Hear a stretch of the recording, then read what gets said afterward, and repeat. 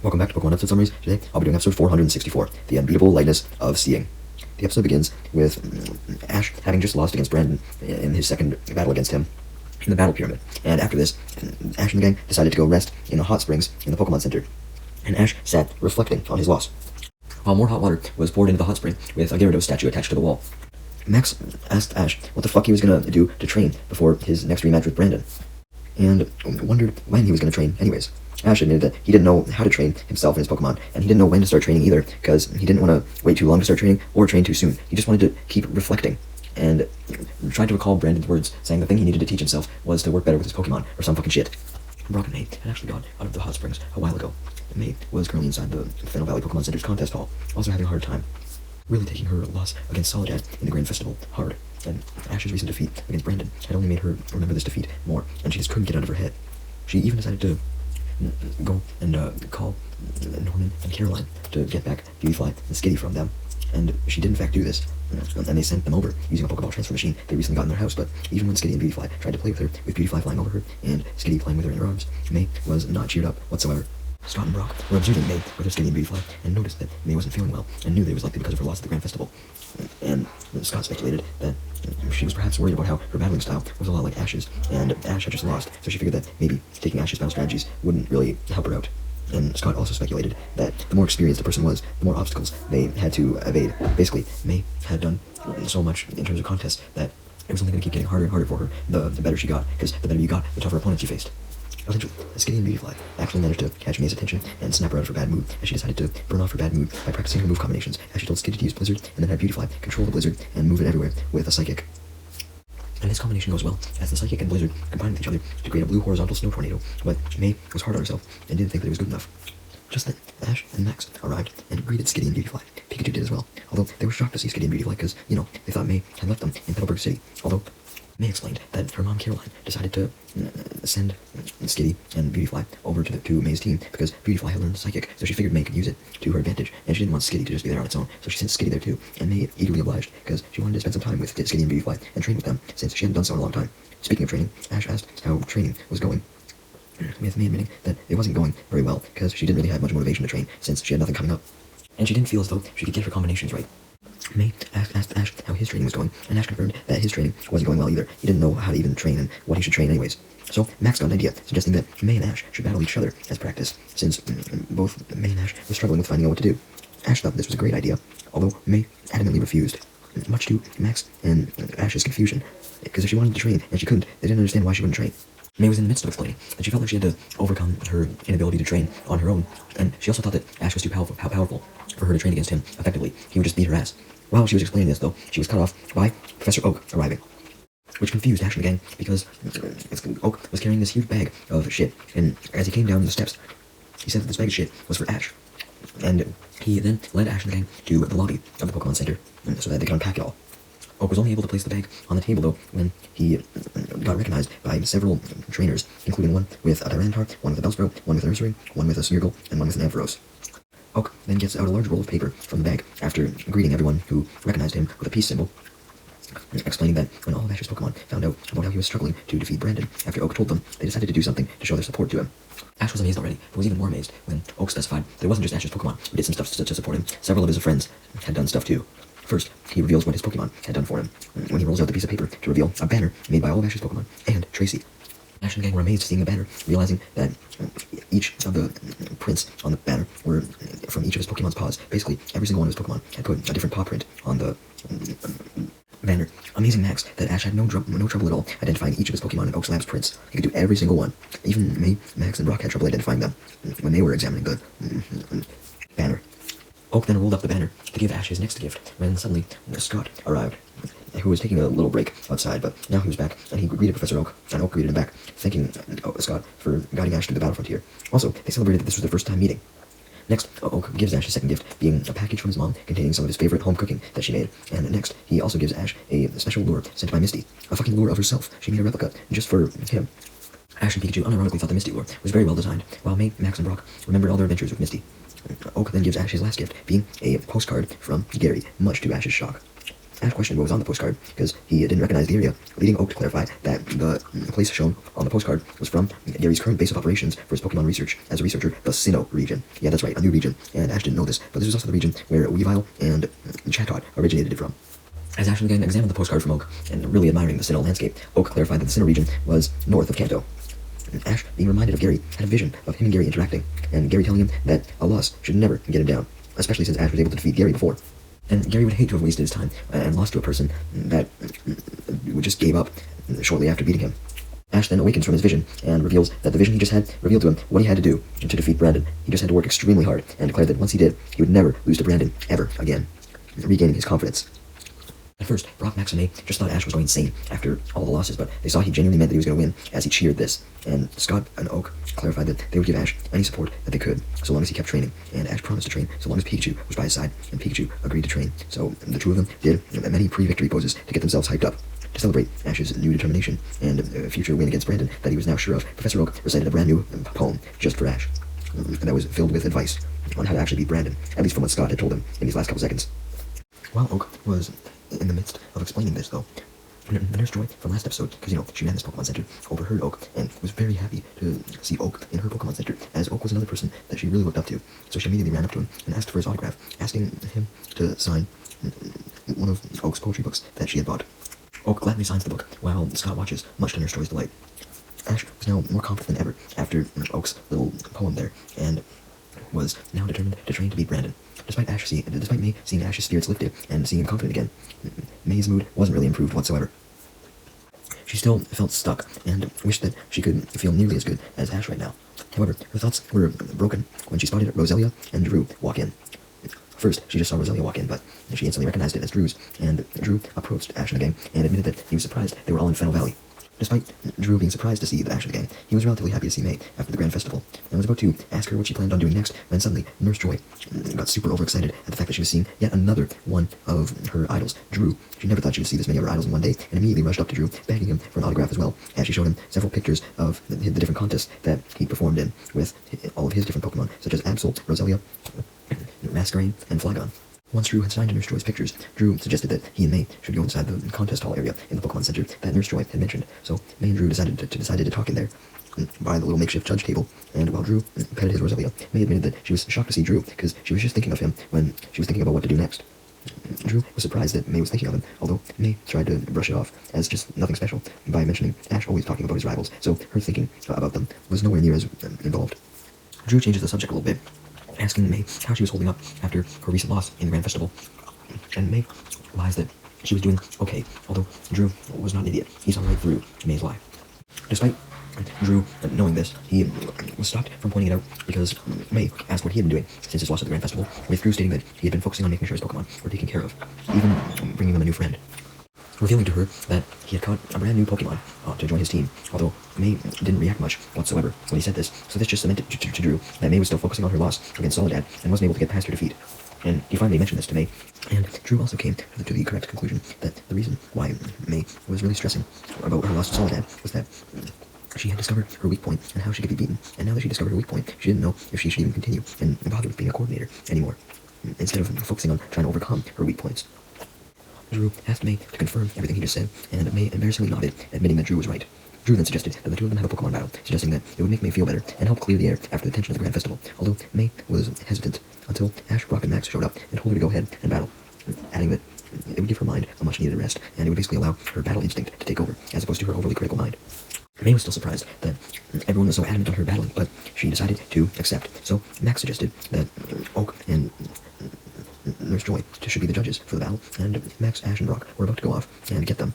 But before they could, suddenly, Team Rocket showed up, disguised as the 3 contest judges, with Jessie disguised as a Nurse Joy, James disguised as Raul Contesta, and Meowth disguised as Mr. Sukizo. Ash, Brock, and Max were still set on getting Oak and Nurse Joy to be the judges, but the Team Rocket members suggested that they had to be the judges, otherwise it would be a violation of the regular contest rules, and they were fighting on a makeshift contest hall after all, so they had to fight under regular rules. Ash and the gang and Drew were instantly suspicious of Nurse Joy, Sukizo, and Contesta, especially since Meowth dressed as Sukizo was not convincing at all, because Sukizo was not that fucking short. But before Ash and the gang and Drew could call out their suspicions, Team Rocket took their seats on the judge seats and declared that it was time for the battle between Drew and May to begin. But before the battle could actually begin, Ash and the gang and Drew's suspicions were confirmed when a cacturn suddenly showed up and used a bullet seed to destroy Team Rocket's costumes, forcing them to reveal themselves. Although, at first, they couldn't be seen clearly because of the smoke from the bullet seed, but the smoke soon dissipated, and Harley showed up soon after, revealing the cacturn to be his. Ash and the gang and Drew were almost more shocked to see Harley than they were Team Rocket, and they were horrified to see him when Harley ran up to Team Rocket and angrily reminded them that they were not to interfere with May's contest, or mess with May, period, and that was because only Harley himself was allowed to do so, and he clarified that he certainly didn't need Team Rocket's help to mess with May, having tried that before, and it resulted in a terrible outcome. Team Rocket were terrified by Harley's yelling, and Ash and the gang were also terrified when Harley said that he would not let Team Rocket mess with May at all because he wanted to make May fucking cry. But while Harley said this, he looked towards May for a second, so Team Rocket took the opportunity to try and run away, but Cacturn blocked their way out. As Harley told them that even though he didn't want them interfering with him and May and all that, he didn't want them to leave. Team Rocket tried to escape anyways, but Harley made sure that they didn't, as he forcibly grabbed their backs, and Cacturn was still blocking them from the other way. Harley clarified that he wanted Team Rocket to act as cheerleaders and watch the battle for today, saying that Jessie could really learn something after watching Drew and May battle for her next contest that she performed in.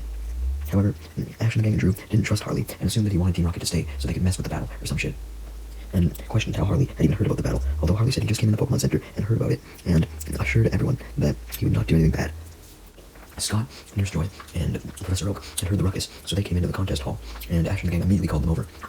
Nurse Joy did not need to be called over because she got very excited at the prospect of seeing Harley and immediately pulled out a photo album of his contest accolades too, along with pictures of his Cacturn and Bayonet, and revealed that she was a massive Harley fan as well, and asked for his autograph. Harley happily gave it to her, much to her delight, although Harley was probably more delighted at the fact that he had a diehard fan. May then asked Professor Oak and Scott to be the judges of the battle, and Nurse Joy to be the announcer, and they all gratefully accepted, especially Nurse Joy, honored to do anything for May, while Oak and Scott claimed that they were going to compete with each other to see who could be the more efficient and accurate judge. Scott lifted up his glasses and revealed his eyes, just cuz, which made Oak laugh, as Nurse Joy then grabbed a little microphone and shouted into it, telling any person in the Pokemon Center to come to the contest hall to watch the upcoming battle between Drew and May, which she decided would be a double battle, and Drew and May consented to this. So, a whole bunch of people from the Pokemon Center came in and took their seats watching the battle, while Ash and the gang and Harley and Team Rocket took their seats beside each other as well, ready to watch the battle. And Ash commented that now that there were people in the crowd and official judges, this battle would now feel like a real contest battle. Nurse Joy then officially called for the battle to begin, and on cue, May sent out her two Pokemon, Combustion and Beautyfly, while Drew sent out his Roselia and the newly obtained Pokemon he was talking about, Butterfree. May then started the battle by having Combustion use Fire Spin, and she had Beautyfly use Psychic as well, leaving Nurse Joy, Max, Ash, and Brock excited to see what would happen, as both the Psychic and Fire Spin combined, with the Psychic boosting Fire Spin's power by making it go around more. Ash, Brock, Max, and Nurse Joy knew, along with Harley, that Drew would probably come up with a counter though, and he did. May was proud of herself for creating a fiery version and a better version of Skitty and Beautyfly's combination of Blizzard and Psychic earlier, but Roselia used a counter of Petal Dance to break up the flames, getting Drew calm as he was able to break up the Fire Spin into a couple of scattered flames, and he prevented any of his two Pokemon from getting hurt. May didn't panic either though, as she simply had Beautyfly use Psychic to grab the small flames that remained and launch them at Butterfree and Roselia, impressing Nurse Joy. Although Drew still remained calm and had his Roselia use a magical leaf to scatter the now flaming leaves throughout the air. Basically, Roselia's magical leaf got turned on fire, but because of the force of the attack, all the leaves just went throughout the air and didn't hit anybody, impressing Ash, Brock, and Max by Drew's skills, but they were also impressed by May, as she quickly had Combustion charge in towards Roselia and Butterfree. Now the path was clear. But Butterfree used a combination of Confusion and Gust to send the flaming leaves right back at Combustion, and Combustion gets knocked back into Beautyfly, which essentially leaves both Combustion and Beautyfly down. As a result, Oak, Scott, and Nurse Joy commented on how May's combinations were powerful, but Drew's were just a bit more powerful, so if this was a contest battle, then May's points would be greatly reduced. And Scott and Oak proceeded to admire Roselia, especially its magical leaf attack. May then told Beautyfly and Combustion to focus their energy on Butterfree and get up, since maybe it would be more of a threat than Roselia, because Roselia just seemed to deflect attacks as opposed to straight up attack. So Beautyfly and Combustion were about to go in for an attack, but Butterfree went in for a Psybeam first, although May simply told Combustion to dodge and then use Sky Uppercut on it. The Sky Uppercut hits amazing Ash and gang, although Drew wasn't phased whatsoever, as he simply told Roselia to use Petal Dance. So in retaliation, May had her Beautyfly use Silverwind. However, the Silverwind proved to be useless, as the Petal Dance was strong enough to just basically move through the Silver Wind and hit Beautyfly. And actually Combuskin too, because the Silver Wind just made shit worse. Basically, the Silver Wind fused with the Petal Dance, and when the Petal Dance managed to fight through the Silver Wind, it also blew the Silver Wind back towards Combuskin and Beautyfly, so they were injured, and as a result, May lost even more of her points, because yeah, there was actually a point counter, because this was a contest hall after all. Team Rocket and Harley got excited at the prospect that May might lose, but May didn't back down, as she tried one more last-ditch effort to win, telling Combuskin to use a full-power overheat directly on Roselia, now seeing that Roselia was a huge threat too, but Drew had Butterfree use Protect and jumped in front of Roselia, so Butterfree shielded itself and Roselia. Once the overheat dissipated, Drew took the opportunity to finish off the battle by having Roselia use Solar Beam and Butterfree use Side Beam at the same time, which meant that a super-powered attack landed on both Combuskin and Beautyfly, knocking them out and giving Drew the win, which Nurse Joy was able to confirm, officially declaring Drew, Roselia, and Butterfree the winners once the dust from the attack cleared and she saw that Beautyfly and Combuskin had been knocked out. May was definitely a bit sad regarding her loss, but now she had more clarity on what she had to do next on her journey, and congratulated Beautyfly and Combuskin on giving it their best, no matter what, and recalled them into their Pokeballs for a short rest. Drew then congratulated his Butterfree and Roselia on the win, and decided to go outside to relax. May, having got over her loss for the most part, or at least the shock of it, decided to go out with Drew. May reveals to Drew that she thought that she had caught up to him, but she got ahead of herself again. Drew simply reminded May that you always had to keep moving, no matter if you were wrong or right. Although May stated that she felt like she was getting overconfident, which she realized was the thing that was holding her back, and why she took Solid Dance loss so hard. She was too confident in herself, and she couldn't fathom herself losing, but now that she could see that losing was just part of growth and the journey, she was more okay with losing.